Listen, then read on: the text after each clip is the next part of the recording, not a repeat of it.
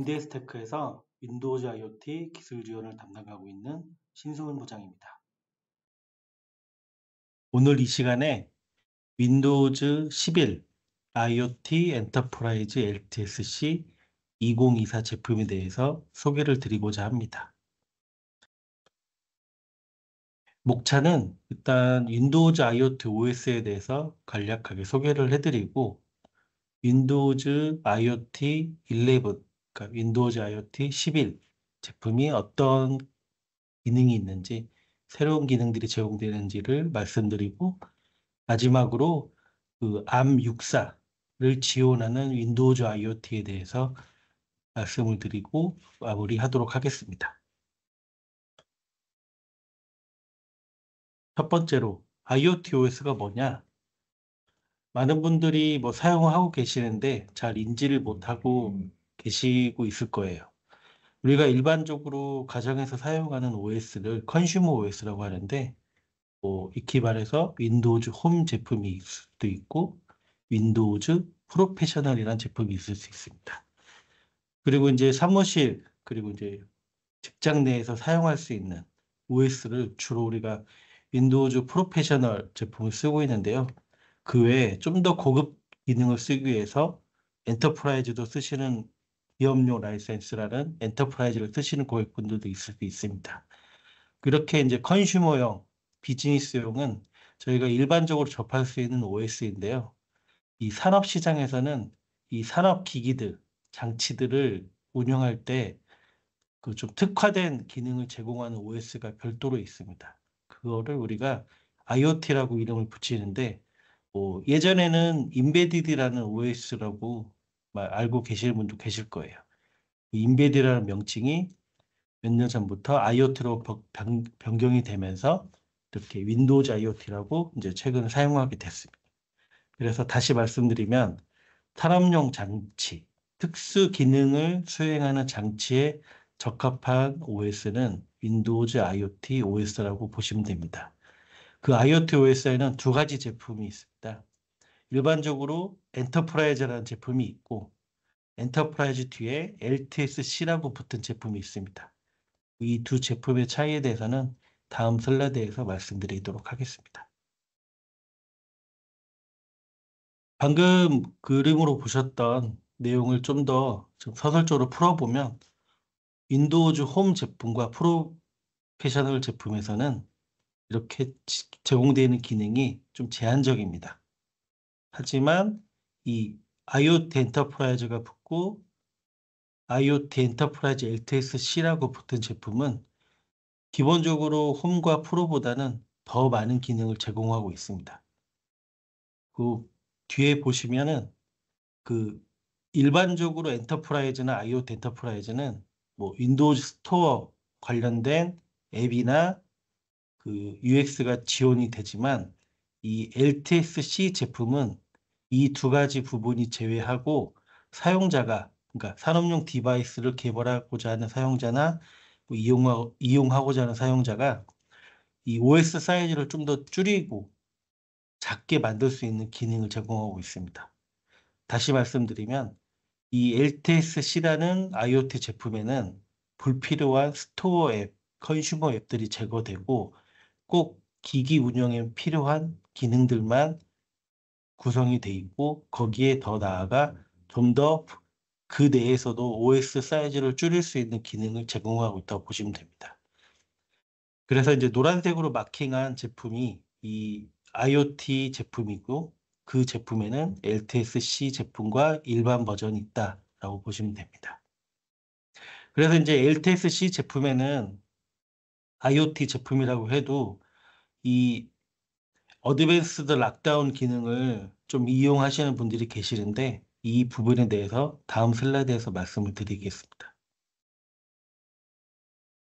이 어드밴스 락다운 기능, 예전에는 뭐 인베디드 피처라고 이렇게 좀 명명을 했었는데 이제 향상된 뭐 잠금 기능이라고 이해하시면 되는데요. 이 IoT OS 버전에서 제공하는 이 락다운 기능에는 총 한 10가지의 주요 특징이 있습니다. 오늘 이 시간에는 이 각각의 기능들을 뭐 상세하게 설명드리지는 않을 거고 이 간략하게만 말씀드리고 넘어가도록 하겠습니다. 첫 번째로 그 유니파이드 라이트 필터라고 하는 기능이 있는데 그냥 쓰기 필터입니다. 하나의 디바이스를 만들었고 그 디바이스를 쓰기를 금지시키는, 그리고 다시 말해서 읽기 전용의 디바이스로 만들 수 있는 기능이라고 보시면 돼요. OS를 구성하시고 설치하신 다음에 이런 UWF 기능을 적용을 하면 그 OS에는 어떤 데이터 저장, 그 어떠한 설정 변경도 할 수가 없습니다. 이미 잠겨졌기 때문에 이 사용자가 그렇게 데이터 저장이나 설정 변경을 시도하더라도 눈으로는 적용된 것처럼 보이나 다시 디바이스를 재부팅을 하면 원상복귀되는 기능이라고 보시면 됩니다. 그래서 어떤 사용자가 불필요한 아니면 악의적인 프로그램을 설치하거나 변경을 하고 하자 할 때, 오류 익히하는 바이러스나 악성 코드가 감염이 됐을 때 이런 기능이 적용이 돼 있다고 하면 디바이스만 재부팅하면 다시 원복이 되기 때문에 감염되지 않는 전 상태, 불법적인 소프트웨어가 깔리지 않는 전 상태로 돌아가는 그런 효과가 있습니다. 별도의 비용 없이 OS를 좀 안정적으로 보호할 수 있는 기능 중에 하나라고 보시면 됩니다. 그리고 이제 두 번째로 USB 필터라는 기능이 있는데요. 우리가 디바이스를 사용하다 보면 많은 USB 장치들을 연결해서 사용을 하잖아요.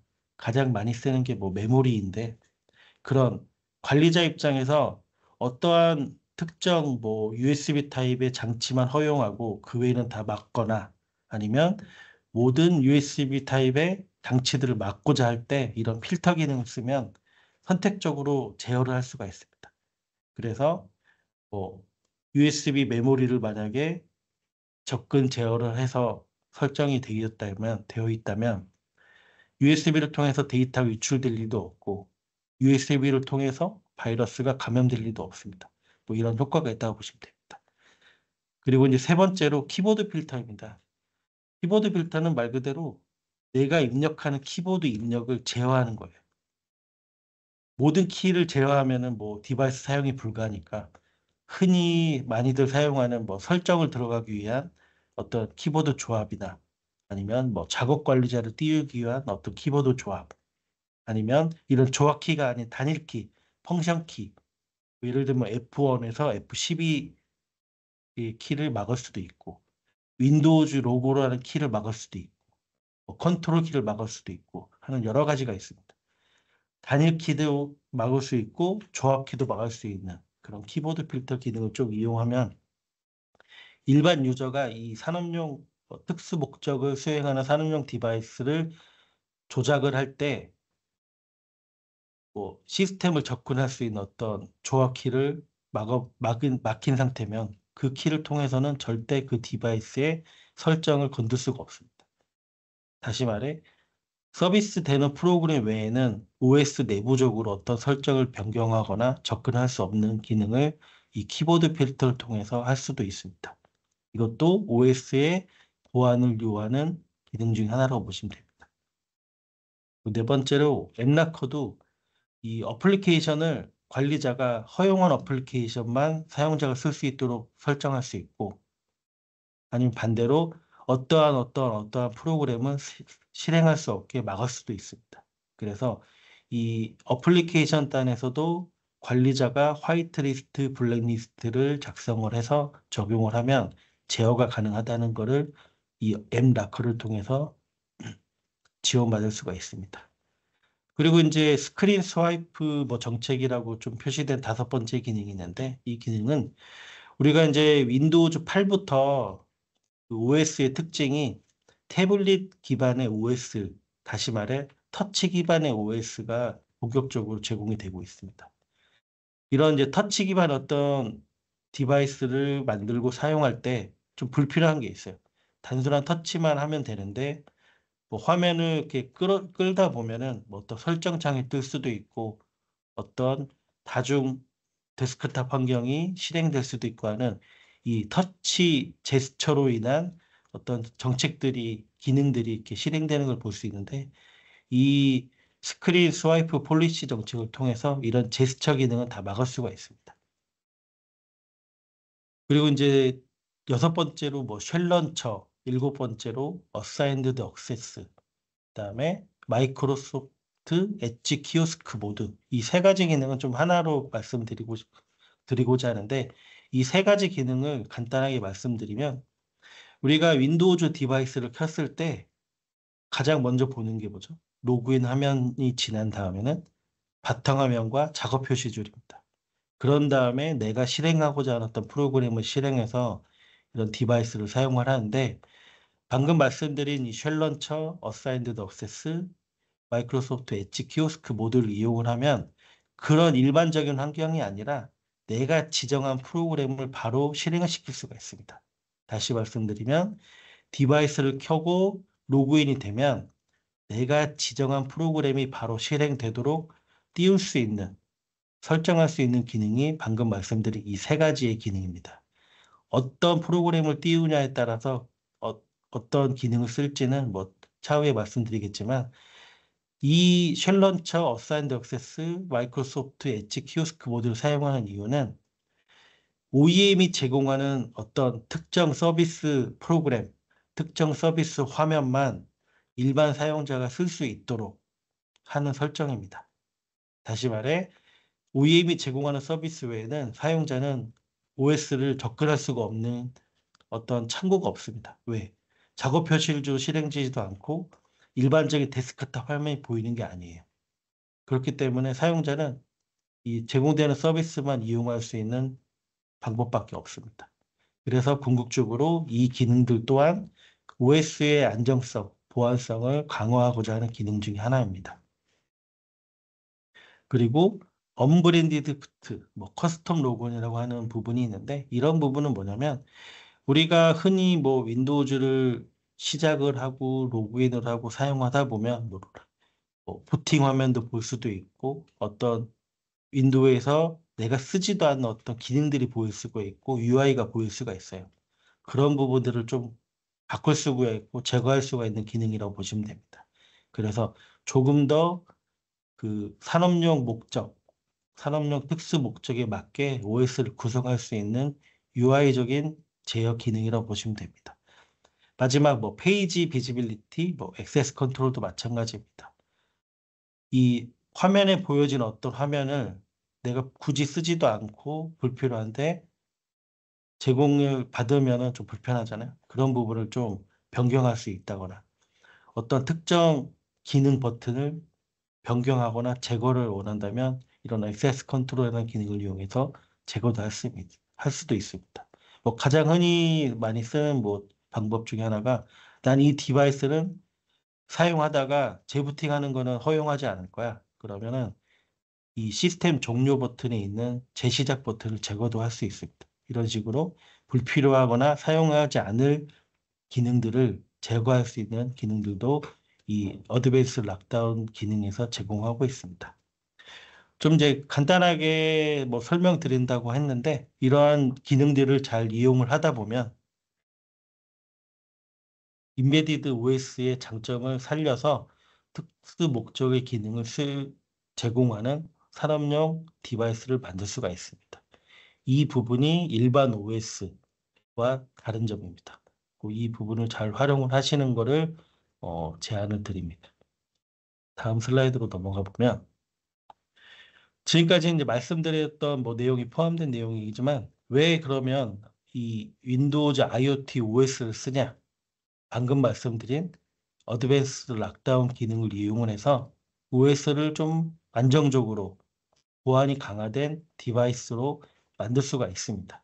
뭐 이런 부분을 하나의 장점으로 볼 수 있고, 또 OS 사이즈를 줄일 수 있는, 아까 서두에 말씀드렸듯이 불필요한 어떤 컨슈머 앱, 스토어 앱이 다 제거가 됐고, 추가적으로 내가 쓰지 않는 기능을 제거할 수 있는 것도 제공하기 때문에 일반적으로 OS 사이즈를 설치해서 이제 사용하는 사이즈보다 좀 더 줄일 수 있는 그런 OS 사이즈 최적화 기능을 제공한다는 게 또 하나의 장점으로 볼 수 있습니다. 그리고 이제 세 번째로, 일반 OS는 제품이 출시가 되면 길어야 3년 정도 지원이 되고 공급이 되는데, 이런 IoT 엔터프라이즈 LTSC 제품은 제품이 출시된 후 10년 동안 지원을 합니다. 이 말은 10년 동안 라이센스 중단 없이, 기술 지원 중단 없이 제공을 받을 수 있다는 장점이라고 보시면 됩니다. 그래서 어떠한 제품을 준비를 했는데 뭐 3년 만에 단종이 된다고 하면 OS가 단종이 됨으로써 또 디바이스도 새롭게 구성을 해야 되는데, 이런 인베디드 IoT 엔터프라이즈 LTSC 제품의 이런 지원 정책을 이용을 한다 보면 제품 하나를 잘 구성해서 10년 동안 OS 라이센스 문제 없이, 기술 지원 문제 없이 다 계속해서 쓸 수가 있다는 그런 장점이라고 생각을 하시면 됩니다. 이러한 크게 세 가지 장점으로 인해서 산업용에서는 이 윈도우즈 IoT 엔터프라이즈 LTSC라는 제품을 사용을 하고 있습니다. 네, 여기까지 해서 제가 이제 간단하게 윈도우즈 IoT OS에 대해 개요를 말씀드렸는데, 지금부터는 그 윈도우즈 11의 IoT 엔터프라이즈와 윈도우즈 11 IoT 엔터프라이즈 LTSC 제품에 대해서 말씀드리도록 하겠습니다. 그러면 이제 우리가 왜 이런 윈도우즈 11 제품을 써야 되는지, 쓸 수밖에 없는지에 대해서 마이크로소프트에서 이제 OS를 출시하는 로드맵이 있었습니다. 가장 먼저 XP 기반의 OS가 있었고, 윈도우즈 7이라는 제품도 있었고, 윈도우즈 8, 그다음에 8.1이라는 제품도 있었습니다. 그리고 우리가 뭐 지금 많이 이제 사용하지 않고 있는 OS이긴 하지만 윈도우즈 C라는 제품이 있었습니다. 과거에는 이런 제품들이 다양하게 있었는데 MS가 이제 시대가 흐르면서 하나의 OS로 통합을 했습니다. 기존의 데스크탑 OS인 XP, 7, 8은 윈도우즈 10과 11으로 다 하나로 통합이 됐고요. 윈도우즈 C라는 제품은 더 이상 이제 마이크로소프트에서 지원을 하지 않는 OS라고 보시면 됩니다. 그러면 이 OS 기반으로 어떤 운영이 됐던 디바이스들은 어떤 식으로 OS를 변경해서 사용할 수 있냐? 마이크로소프트가 한 2년 전부터 윈도우즈 10, 11도 ARM 칩셋에서 구동이 될 수 있게 새로운 제품을 내놨습니다. 이게 이제 밑에 보시는 뭐 NXP 칩도 이용할 수 있고 퀄컴 칩도 이용할 수 있는 ARM OS라고 보시면 됩니다. 그래서 다시 말씀드리면 현재 우리가 IoT OS를 쓸 수 있는 버전은 두 가지라고 보시면 됩니다. 일반 데스크탑 버전의 윈도우즈 10, 11 IoT 엔터프라이즈와 ARM 칩셋에서 구동되는 윈도우즈 10, 윈도우즈 11 IoT 엔터프라이즈 제품입니다. 이 두 종류의 제품을 현재는 사용할 수가 있습니다. 그래서 이제 윈도우즈 10 제품, 이제 윈도우즈 10 제품도 많이 이제 사용하지 않는 분들이 계시는데, 그 이유는 바로 이미 그 23년 10월에 이 윈도우 10 제품의 일반 버전 아니면 IoT 버전에도 LTSC가 아닌 버전이 있습니다. 그러한 버전이 이미 라이센스 공급이 끝났습니다. 그리고 기술 지원, 그러니까 서비스 제공도 올해 10월이면 끝납니다. 이 말은 올해 10월까지만 마이크로소프트에서 윈도우즈 10 제품에 대한 서포트를 한다는 겁니다. 기술 지원 서포트를 한다는 겁니다. 그러면 이미 이제 그래서 많은 사용자분들께서 윈도우즈 11으로 넘어왔는데, 윈도우즈 11은 24H2, 그러니까 24년 하반기에 나온 게 현재 가장 최신 버전입니다. 작년 하반기에 나온 제품 중에 이 IoT 제품을 보면은 윈도우즈 11 IoT 엔터프라이즈 뭐 버전 24H2, 윈도우즈 11 IoT 엔터프라이즈 LTSC 2024라는 두 제품이 있습니다. 현재 이 제품은 공식적으로 마이크로소프트에서 배포한 제품으로 지금이라도 당장 이 산업용 IoT 장비에 적용해서 사용하실 수가 있습니다. 그래서 기존의 윈도우즈 10을 사용하셨던 분들은 이제 기술 지원도 올해 10월이면 끝나기 때문에 그 전에 미리미리 윈도우즈 11 IoT 엔터프라이즈로 적용을 해서 테스트를 해서 제품을 개발 준비를 하시면 됩니다. 그리고 다시 한번 제가 이제 좀 자세하게 서비스 지원 기간을 말씀드리면 일단 윈도우즈 11 IoT 엔터프라이즈 LTSC 제품은 제가 LTSC 제품은 제품이 출시된 후 10년 지원한다고 말씀드렸잖아요. 그래서 24년 10월에 처음 출시가 됐고 10년 후인 2034년 10월 10일이면 끝납니다. 10년간 공급과 기술 지원이 지원된다고 보시면 되고 일반 버전과 동일한 서비스 기간을 제공하는 윈도우즈 11 IoT 엔터프라이즈 버전 24H2는 10월 1일 날 처음 출시가 되었고 그 후로 3년 후인 27년 10월 12일 날 서비싱이 끝납니다. 이런 부분을 잘 확인하셔가지고 LTSC 버전을 쓸지 일반 버전과 똑같은 IoT 엔터프라이즈 버전을 쓸지를 결정하시면 됩니다. 그리고 기존의 윈도우즈 10 IoT 엔터프라이즈 LTSC 버전이 아닌 버전입니다. LTSC 버전이 아닌 일반 버전과 동일한 IoT 엔터프라이즈를 쓰신 분들도 윈도우즈 11으로 업그레이드가 다 지원이 됩니다.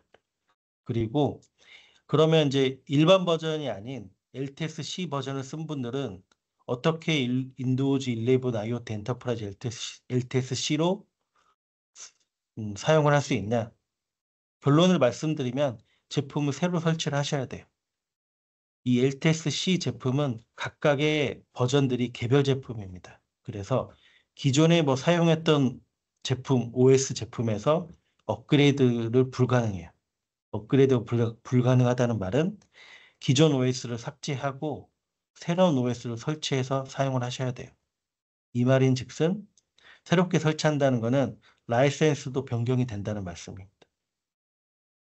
좀 더 자세하게 이 LTSC 제품이 어떤 제품이었는지 좀 보도록 하겠습니다.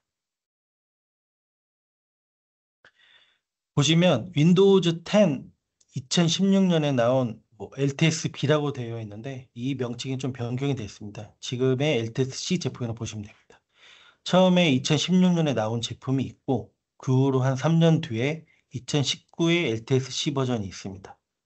그리고 그보다 한 2, 3년 뒤인 21년에 새로운 제품이 나왔고 최종적으로 24년에 윈도우즈 11의 LTSC 버전이 나온 거예요. 이 각각의 연도에 출시된 OS는 개별적인 OS라고 보시면 돼요. 개별적인 OS는 뭐다? OS 업그레이드가 안 되는 거예요. 오로지 기존 OS를 삭제를 하고 새로운 OS를 설치를 하셔야 되고 새로운 OS를 설치하셨으면 새로운 OS에 맞는 라이센스를 구매를 하셔야 돼요. 각각의 개별 제품이라는 걸 좀 알고 계시면 됩니다.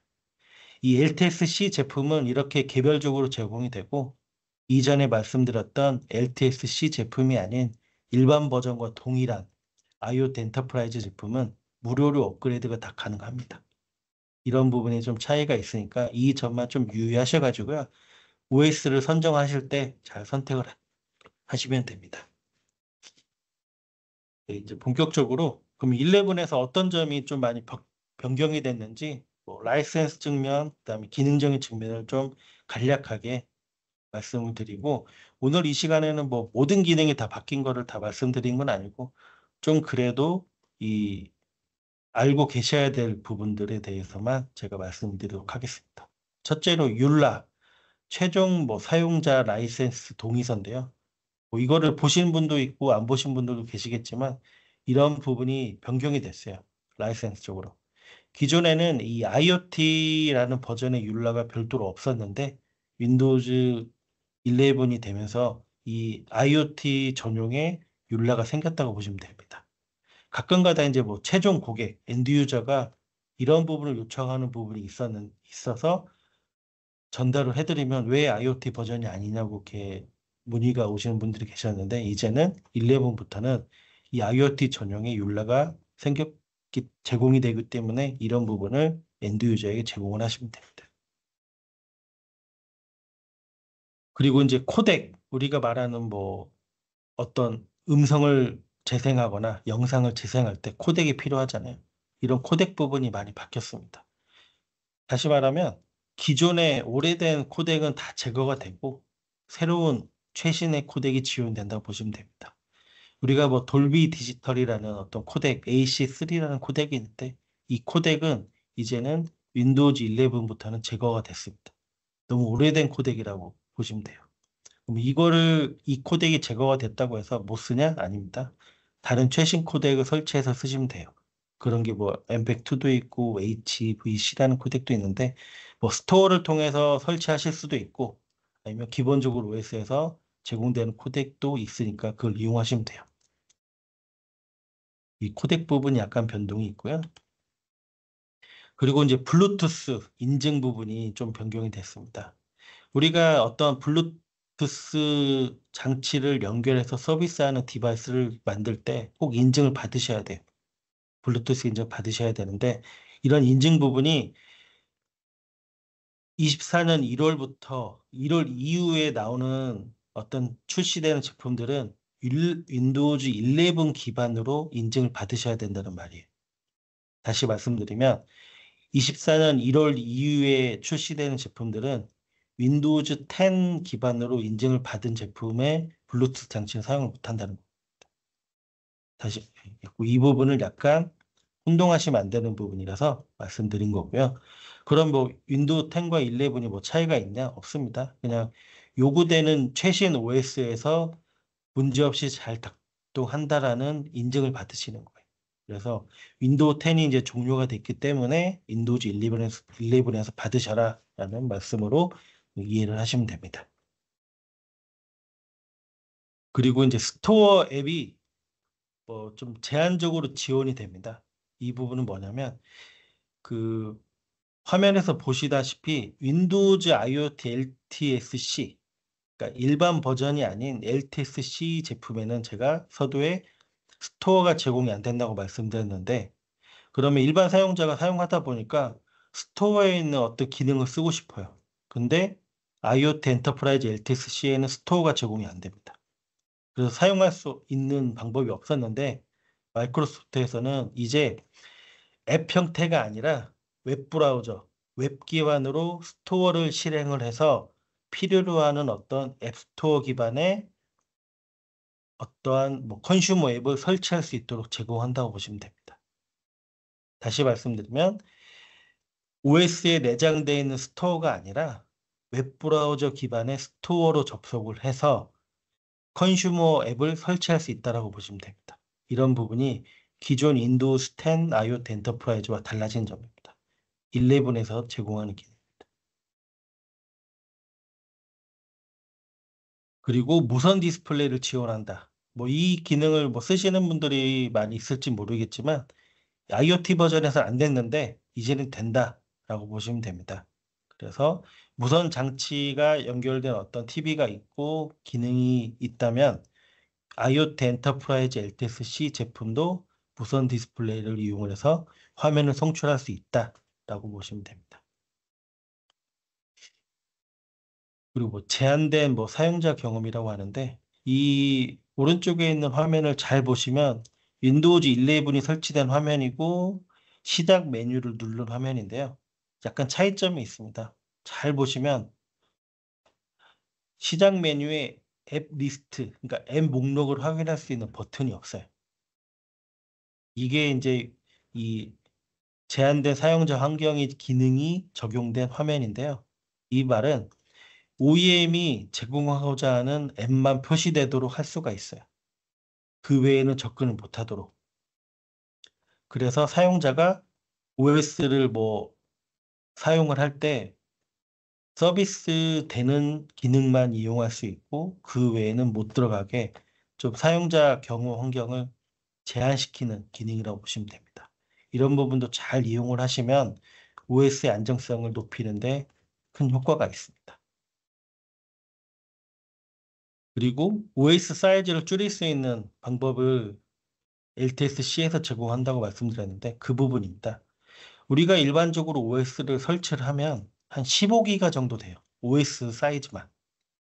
아무리 거기에서 뭐 압축을 하고 뭐 최적화를 한다고 해도 10기가까지밖에 못 했는데 이 윈도우즈 10 LTSC 2021과 윈도우즈 11 LTSC 2024에서는 제거할 수 있는 구성 요소, 다시 말해 패키지가 더 많이 늘어나서 사용자가 이런 패키지를 지우면은 8기가 이하까지 OS 사이즈를 줄일 수가 있습니다. 그럼 왜 굳이 OS 사이즈를 줄이냐? 저장 장치 용량을 줄이는 효과도 있고요.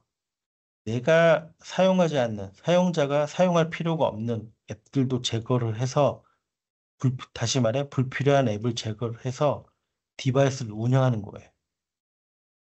그러니까 OS 크기를 줄이는 효과는 저장 장치의 용량을 줄이는 효과도 있지만 불필요한 기능을 제거를 해서 서비스하는 효과도 있다고 보시면 됩니다.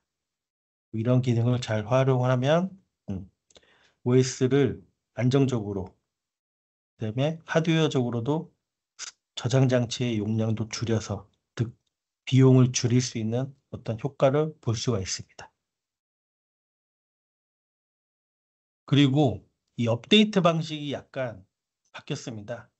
우리가 그 기존에는 업데이트를 한다고 하면은 마이크로소프트에서 누적 업데이트를 제공했습니다. 이 말은 제가 지난달에 업데이트를 했고 이번 달에 업데이트를 할 때 이번 달 업데이트 파일에는 지난달의 모든 업데이트가 포함이 되고 거기에 새롭게 이번 달에 제공되는 업데이트가 얹혀져서 제공이 돼요. 그러니까 다시 말해서 업데이트가 계속 누적을 해서 제공이 돼요.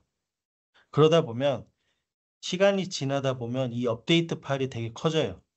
업데이트 파일이 커진다는 말은 OS 디바이스에 설치되는 파일 크기가 커진다는 거고 시간도 오래 걸리는 거예요. 그래서 이제 마이크로소프트에서는 윈도우즈 11 IoT 엔터프라이즈에서는 이 업데이트 방식이 약간 바꿨어요. 기존에 업데이트를 했으면 그런 부분은 제외하고 새로운 부분만 설치되도록 방식을 바꿨다고 보시면 됩니다. 그래서 마이크로소프트에서는 시점을 정해서 어느 시점까지는 제공을 하고 그 시점부터는 다시 초기화를 해서 또 업데이트가 제공이 되고 해서 이런 시점별로 업데이트를 제공한다고 보시면 됩니다. 그래서 이렇게 이용을 하면은 업데이트 파일도 줄어들 뿐만 아니라 OS의 사이즈도 계속 증가하는 게 아니라 필요한 파일만 설치를 하기 때문에 시간을 줄일 수가 있어요. 업데이트 적용하는 시간이 줄일 수가 있어요. 그리고 설령 이 업데이트 파일을 만약에 원격지에 보낼 때에도 파일이 크면 그만큼 비용이 증가를 하잖아요. 대신 파일이 작아지면 그런 비용을 줄일 수가 있는 효과도 볼 수가 있습니다. 그래서 이 윈도우즈 업데이트 방식이 새롭게 바뀌었다라는 부분이 이번에 또 특징 중에 하나입니다.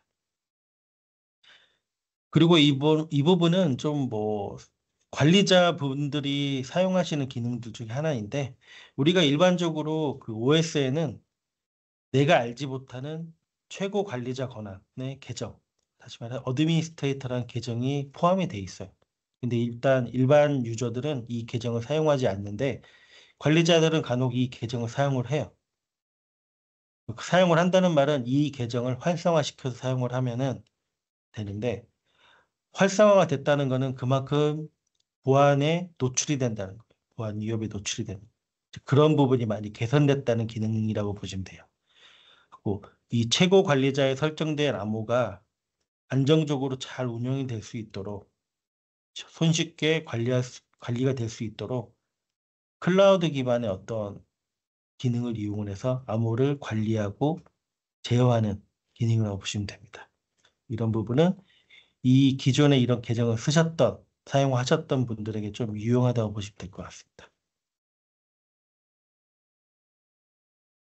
그리고 윈도우즈 뭐 프로텍티드 프린트, 뭐 WPP라고 하는 기능이 좀 새롭게 제공이 되는데 이 부분은 뭐냐면 기존에 우리가 프린터 설치할 때 예전에는 프린터 드라이버를 직접 제조사로부터 받아서 사용을 했고 어느 순간부터는 뭐 USB든 뭐든 연결을 하면 자동으로 드라이버가 설치가 됐었잖아요. 이런 부분은 OS에 기본적으로 프린터 드라이버가 표준 드라이버들이 내장이 돼 있어서 사용을 한 거예요. 근데 사용을 하다 보니까 이제 오래된 거겠죠. 오래된 인쇄 프린터 드라이버로 인해 이 악의적인 사용자나 공격자들이 그 인쇄 시스템의 어떤 단점, 허점을 이용을 해서 공격이 많이 들어왔어요. 그래서 마이크로소프트에서 이런 부분을 보완하고자 오래된 인쇄 시스템, 그러니까 프린터 드라이버들을 다 걷어냈다는 거 보시면 됩니다. 새로운 보안이 강화된 드라이버들을 제공한다. 보안이 강화된 인쇄 시스템을 제공한다라고 보시면 됩니다.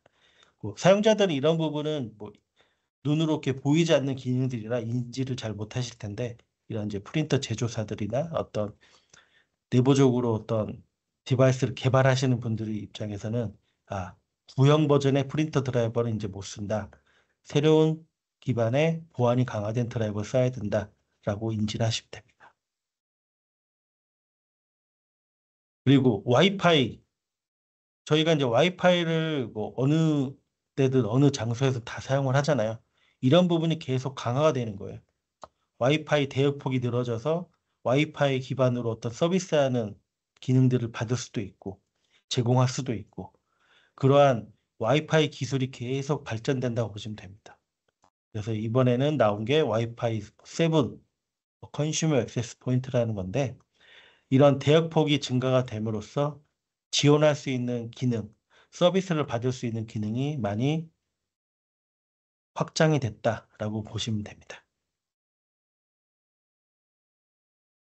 수두포 윈도우즈라고 하는 또 기능도 제공이 되는데 이거는 이제 뭐 어떤 커맨드 방식으로 어떤 명령을 입력을 해서 디바이스를 제어하고 관리하는 분들한테 좀 유용한 기능인데요. 기존에 저희가 뭐 시스템 관련된 어떤 뭐 주요 뭐 커널 관련된 명령어를 실행을 할 때는 항상 관리자 권한이 필요했어요. 컴퓨터 창에서 실행을 하고자 한다면. 근데 이런 부분을 좀 굳이 뭐 실행할 때마다 관리자 권한으로 실행을 해서 제어를 하고 하는 게 번거로웠어요. 이런 부분을 좀 개선하고자 마이크로소프트에서는 관리자 계정의 권한 없이 명령어가 실행되도록 이 수두라는 명령어를 제공합니다. 그래서 이제 화면에 보시는 것처럼 일반적으로 어떤 디렉토리를 만들 때 거부됐던 명령어가 이 앞에 수두라고 붙이면 만들어집니다. 굳이 관리자 계정으로 커맨드 창을 실행하지 않아도 명령어 한 줄로 바로 관리 기능이 포함된 명령을 실행시키고 적용시킬 수 있다는 말로 보시면 됩니다. 그리고 블루투스 로우 에너지 오디오 서포트. 이거는 뭐냐면 우리가 블루투스 이어폰, 헤드셋을 많이 쓰잖아요. 그 외에 이제 다양한 오디오 장치들이 있는데 이 기능이 좀 더 저전력을 제공한다고 보시면 돼요. 한 예로 우리가 뭐 블루투스 저전력 기술을 이용을 해서 어떤 게 있냐?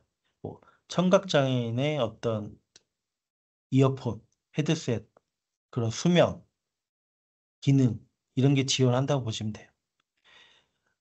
기존에 했던 뭐 어떤 기존의 어떤 블루투스 장치들은 뭐 부피도 크고 부피도 크고 뭐 열도 좀 많이 낮지만 이런 저전력 기술이 제공이 됨으로써 좀 더 작은 장치에 발열이 덜 되는 어떤 장치를 개발을 할 수 있다라고 보시면 됩니다. 그래서 이런 부분도 윈도우즈 11 IoT 엔터프라이즈에서 새롭게 제공되는 기능이라고 보시면 됩니다. 네, 여기까지 해서 제가 뭐 심도 있는 뭐 기술적인 기능보다는 우리 좀 일상적으로 체감할 수 있는 기능들 그리고 관리자 입장에서 좀 체감할 수 있는 기능들에 대해서 좀 말씀드렸고요. 이 하드웨어적으로 좀 변경된 부분이 있어서 이 부분도 좀 말씀을 드리고자 합니다. 윈도우즈 11 IoT 엔터프라이즈 LTSC 제품이 아닌 제품은 각 빌드 버전마다 하드웨어 요구사항이 달라졌습니다. 그냥 최신 빌드 기준으로 말씀을 드리면 이 IoT 제품에서는 일반 OS에서 요구하는 하드웨어 스펙과는 다릅니다. 메모리 사이즈, 저장 장치 사이즈도 좀 다를 뿐만 아니라 저장 장치 타입이 많이 다릅니다. 일반적으로 OS에서는 이 OS의 응답성, 부팅 시간, 반응 속도를 빠르게 하기 위해서 SSD 스토리지만 쓸 수 있게 되어 있는데 이 IoT 엔터프라이즈에서는 SSD 외에 기존 방식의 저장 장치도 모두 지원을 할 수 있도록 하드웨어 요구사항이 바뀌었습니다. 그리고 펌웨어 부분도 마찬가지입니다. 보안으로 인해서 일반 OS에서는 UEFI라는 펌웨어만 쓸 수 있도록 고정이 되어 있는데 이 IoT 버전에서는 UEFI 외에 기존의 바이오스도 제공을 하고 TPM이라는 보안 모듈, 보안 부팅이라는 보안 기능도 선택사항으로 바뀌었습니다. 이런 부분이 일반 OS와는 다른 하드웨어 요구사항입니다. 이 LTSC 제품을 좀 보시면 LTSC도 마찬가지입니다. 하드웨어 요구사항, LTSC가 아닌 요구사항보다는 좀 더 최소적으로 지원하는 기능인데요. 이 스토리지 부분입니다. 램 부분과. 아까 IoT 엔터프라이즈 버전은 64기가가 이 권장 사이즈였는데 이 LTSC 버전은 OS 사이즈를 줄일 수 있는 기능들이 있기 때문에 아까 말씀드렸던 8기가 이하까지도 만들 수가 있기 때문에 이런 스토리지 저장 장치 용량도 많이 줄어들었습니다. 요구사항 16기가로 줄어들었고 불필요한 기능이 많이 없어졌기 때문에 이 메모리도 최소 2기가만 사용해도 문제없을 정도로 요구사항이 바뀌었습니다. 그 외에는 뭐 저장 장치 타입, 뭐 펌웨어 부분, 보안 부분 다 동일하게 이 IoT 버전에서만 쓸 수 있도록 변경이 됐다는 점을 보시면 됩니다. 네, 여기까지 해서 제가 그 윈도우즈 11 IoT 엔터프라이즈에 대해서 좀 새로운 기능, 뭐 좀 강조할 부분에 대해서 말씀드렸는데, 이 슬라이드 외에도 마이크로소프트에서는 웹사이트를 통해서 제가 말씀드린 부분, 제가 말씀드리지 못한 부분에 대해서 다 기술 가이드가 제공이 되고 있습니다. 꼭 이러한 링크를 좀 활용을 하시면 좀 더 이 IoT 엔터프라이즈 OS에 대해서 알 수 있는 시간이 될 수 있을 것 같습니다. 네, 여기까지 해서 일단 윈도우즈 11 IoT 엔터프라이즈 제품에 대해서는 제가 말씀을 다 드렸고 이제 마지막 단락인 이 암64 지원하는 IoT OS에 대해서 말씀을 드리도록 하겠습니다. 암64를 지원하는 윈도우즈 IoT는 뭐냐? 그냥 쉽게 말씀드리면 하드웨어 칩만 인텔 칩이나 AMD 칩이 아닌 암 칩셋으로 바뀌었다고 보시면 됩니다. 기존의 암 칩셋을 쓰려면 우리가 뭐 흔히 많이 사용하시는 뭐 리눅스, 안드로이드 그런 제품을 쓰셨잖아요. 그게 아니라 마이크로소프트에 있는 x86 기반의 운영체제를 암 칩셋에서 구동할 수 있다는 구동할 수 있다라는 뜻으로 이해하시면 됩니다. 그러면 칩셋만 바뀌었지 기본적으로 운영되는 운영체제는 우리가 많이 사용하고 있었던 윈도우즈 OS잖아요. 제한이 없다고 보시면 돼요. 기능적으로, 뭐 그래픽적으로, 하드웨어적으로 제한이 없다고 보시면 됩니다. 그래픽 기능 지원합니다. 다이렉트 11, 12 다 지원하고요. GPU도 지원합니다.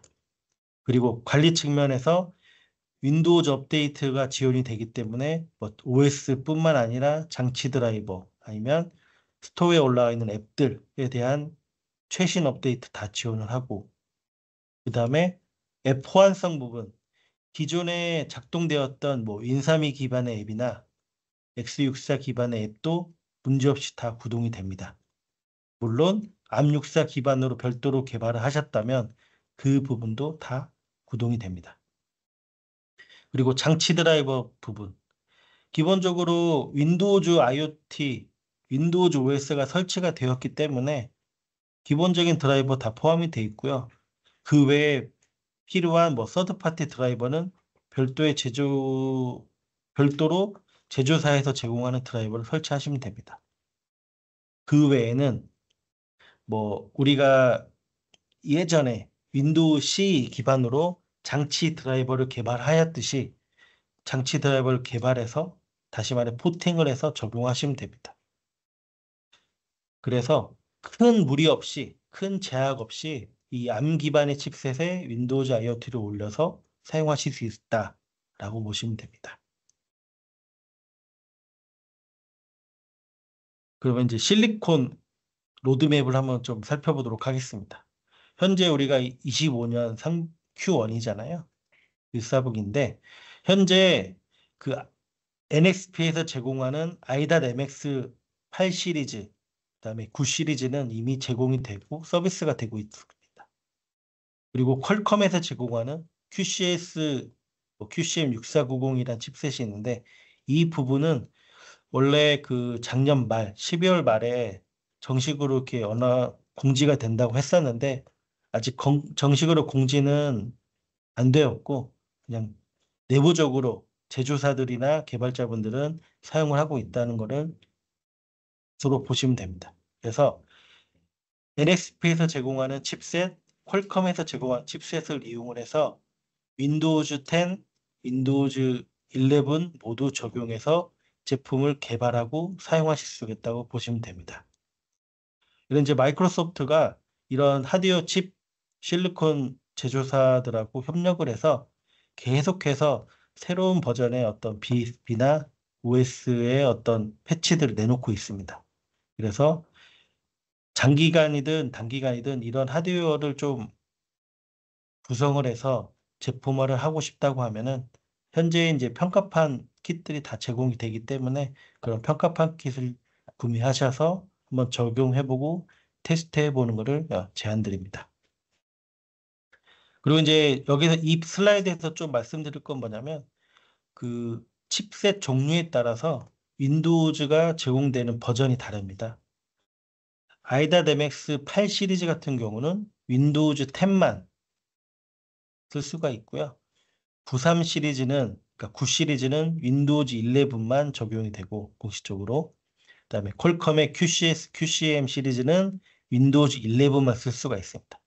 이런 차이를 좀 이해하셔서 하드웨어 칩셋 선정하실 때 고려를 하셔야 됩니다. 성능별로 좀 제가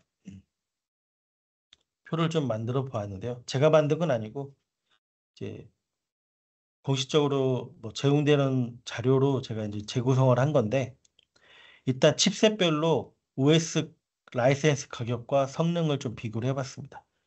가장 상단에 있는 QCS6490 제품이 뭐 인텔 코어로 비교하자면 뭐 i3 아니면 i5까지 성능이 나온다고 합니다. 근데 대신에 고성능이기 때문에 약간 가격은 다른 칩셋에 비해서 좀 높긴 하지만 우리가 흔히 뭐 인텔이나 AMD 칩셋 가격보다는 저렴합니다. 그리고 이제 그 다음으로 뭐 QCS 5430이 있는데 아직 이 제품은 제가 출시된 거를 들어본 적이 없어서 뭐 크게 말씀드릴 사항은 없고 이 NSP에서 제공되는 i.MX 8 시리즈에 대해서 말씀드리면 가장 많이 또 검토하시고 뭐 이렇게 문의가 오시는 제품 중에 하나가 8M 플러스라는 제품입니다. 이 부분은 좀 아톰급 성능이라고 보시면 돼요. 그만큼 QCS 칩셋보다는 저렴하지만 성능도 좀 낮게 아톰급으로 지원한다라고 보시면 됩니다. 좀 간략하게 이 칩셋 성능과 가격에 대해서 좀 알아보았고요. 그 아까 말씀드렸듯이 이 마이크로소프트와 이 하드웨어 칩 제조사들은 협력을 해서 계속해서 어떠한 BSP를 수정, 보완해서 배포하려 하고 있습니다. 이 NXP에서는 현재 저희 자료는 업데이트 안 돼 있지만 BSP가 뭐 1.5.2까지 나왔습니다. 어떠한 부분이 개선됐는지는 뭐 이 시간에 말씀드리진 않겠지만 계속해서 개선된 BSP를 내놓는다는 것은 이 하드웨어 칩셋을 고려하고 사용하고자 하는 개발자, 사용자분들에게 계속해서 최신의 BSP를 제공함으로써 좀 안정적으로 쉽게 개발하고 제품을 구성할 수 있도록 도움을 드린다는 겁니다. 근데 이제 정책이 좀 바뀌었습니다. NSP가 이전까지는 그 무료로 BSP 어떤 지원을 했었는데 25년 1월부터는 이런 프로 서포트 서비스라는 거를 비용을 받고 제공을 한다고 합니다. 이 말은 뭐냐면 기본적으로 제공하는 BSP는 사용자가 쓸 수가 있는데 그 BSP에 대해서 뭐 최적화가 필요하다. 내가 개발하고자 하는 디바이스에 맞게 좀 커스터마이징이 필요하다는 부분은 이제 비용이 발생한다는 뜻이라고 보시면 됩니다. 그 외에는 다 무료로 계속해서 BSP가 제공이 되기 때문에 이런 부분은 뭐 걱정을 안 하셔도 됩니다. 그리고 이제 9 시리즈는 아직 25년의 로드맵이 나와 있질 않습니다. 뭐 올해가 아직 뭐 이제 시작이라서 뭐 확답은 드릴 수는 없지만 올해 내로 어떤 변화가 있을지 모르지만 현재로서는 이 95 시리즈는 25년에 출시가 될 예정은 아니라고 합니다. 좀 더 이거는 지켜봐야 할 것 같습니다. 그리고 이러한 세 가지 링크를 통해서 제가 말씀드렸던 뭐 BSP 아니면 어떤 MS에서 제공하는 가이드 문서들 그런 부분을 다 확인하실 수가 있으니 좀 꼭 참고하시면 되시고요. 이런 NSP 기반으로 평가 키트, 그러니까 개발 보드죠. 개발 보드가 제공이 되고 있습니다. 다양한 하드웨어 벤더사를 통해. 그래서 이런 부분도 참고하셔가지고요. 뭐 평가판 킷이든 아니면 특정 모듈이든 다 받으셔가지고 구매하셔가지고 테스트 해보실 수가 있다라고 보시면 됩니다. 퀄컴도 이제 BSP를 계속 제공하고 있는데요. 일단 12월 말, 작년 12월 말이 가장 마지막 버전입니다. 현재로서 뭐 보시면 아시겠지만 QCS 6490, 뭐 QCM 6490 칩셋에 대해서는 현재 이 부분 11을 올려서 테스트를 해보니까 아까 표에서 말씀드렸던 뭐 i5급의 성능, 뭐 예를 들면 뭐 4K 이상의 영상을 재생했을 때 끊김없이 지연 없이 잘 재생되는 것을 제가 확인을 했고요. 그 외에 이제 X86 어플리케이션, X64 어플리케이션, 그러니까 기존에 사용했던 인텔과 AMD 칩셋 기반의 어플리케이션도 잘 설치가 되는 것을 확인을 하였습니다. 그래서 칩셋 가격은 좀 높긴 하지만 좀 성능 부분을 좀 위주로 제품이 개발이 되어야 한다고 보면은 이 퀄컴에서 제공하는 이 QCS, QCM 모듈을 이용을 해서 개발하시는 것을 제안을 드립니다. 퀄컴에서도 이 개발 킷을 두 가지 종류를 일단 표준 개발 킷으로 두 가지를 제공하고 있는데요. 이런 카메라가 없는 어떤 개발 킷, 코어 킷이라는 것도 현재 제공이 되고 있고 카메라가 있는 비전 킷이라는 것도 제공을 하고 있습니다. 그리고 추후에 이 산업용 어떤 버티컬 마켓에 맞게 어떤 제품을 구성을 하고 출시를 한다고 하니까 이 부분은 올해 좀 기다려 봐야 될 것 같습니다.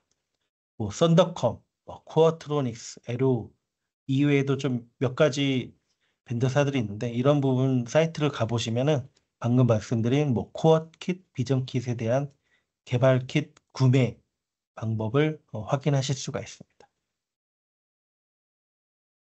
그리고 여기까지 해서 뭐 제가 암 기반의 어떤 윈도우즈 IoT OS는 좀 간략하게 말씀드렸는데 그러면 암 칩셋 기반으로 윈도우즈 IoT OS를 어떻게 어떠한 마켓에 활용할 수 있냐라고 좀 말씀드리고 싶은 사항이 있는데 아직 국내에는 이런 제품이 없지만 해외에서는 이 HMI 장비, 산업용 HMI 장비, 그러니까 패널 PC나 그런 부분을 이해하시면 됩니다. 그런 부분에서도 적용이 가능하고 적용된 샘플이 있고요. 제품이 있고요. 포스, 마트에서 쓰는 포스의 제품에도 이런 암 칩셋 기반으로 리눅스가 아닌 윈도우즈를 탑재를 해서 서비스가 되는 제품이 있습니다. 그리고 이제 엣지 게이트웨이 단에 어떤 작은 AI 기능이 요구하는 아니면 어떤 센서 기능이 요구하는 엣지 게이트웨이도 이런 암 칩셋을 이용을 해서 개발이 되었다고 합니다. 암 칩셋을 이용을 하면은 뭐말 그대로 칩셋 가격도 저렴하지만 발열도 적고요. 칩셋 크기도 작아서 좀 더 서형화된 어떤 게이트웨이, 엣지 게이트를 개발할 수가 있다라고 이해를 하시면 됩니다. 여기까지 해서 좀 간략히 말씀드렸는데 현재 그 암 기반으로 해서 마이크로소프트나 아니면 NXP, 퀄컴에서 많은 자료들이 제공이 되고 있습니다. 그 보이시는 이런 링크를 통해서 좀 더 추가적인 어떤 기술적인 사항, OS적인 사항이 필요하다고 보면은 이 사이트를 통해서 좀 확인을 해보시면 도움이 많이 되실 것 같습니다. 네. 이 영상을 보시고 궁금하신 점이 있으면 저희 MD스테크 ES 사업부 ES팀에 문의를 주시면 저희가 언제든지 방문도 드리고 지원도 드리도록 하겠습니다. 감사합니다.